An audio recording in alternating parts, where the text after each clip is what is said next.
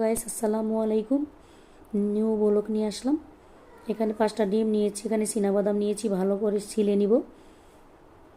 ছিলে নিয়েছি, এখন ভালো করে বেটে নিব। সুন্দর করে ধুয়ে নিয়েছি।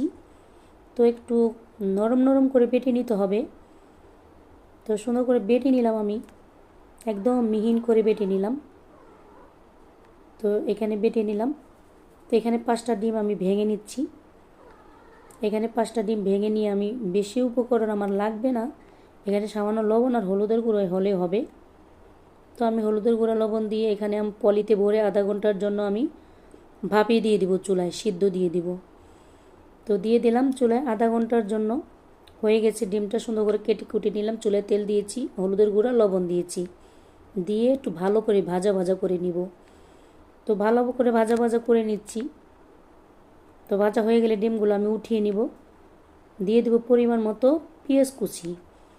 তো অবশিষ্ট তেল রয়েছে, সেই তেলের ভিতরে আরও কিছু তেল দিয়ে এলাম ভালো করে। একটু লাল লাল হয়েছে, এখানে বাদাম বাটাটা দিয়ে আমি একটু ভালো করে ভেজে নিব। বাদাম বাটাটা ভালো করে ভেজে না নিলে গন্ধ আসে।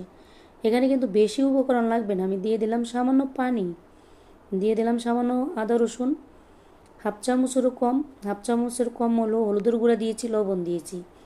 এখানে কিন্তু আর বেশি কিছু দেওয়া লাগবে না। ভালো করে আমি কষিয়ে নিলাম। দিয়ে দিলাম ডিমটা দিয়ে আমি এখন জল দিয়ে কাঁচামরিচ দিয়ে দিলাম, ফুটে উঠেছে। এখন আমি দিয়ে দিব সস পাতা দিয়ে দিলাম।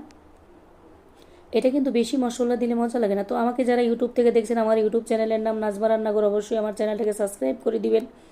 আমি অবশ্যই জিরার গুঁড়া দিয়ে দিলাম। আল্লাহ হাফেজ।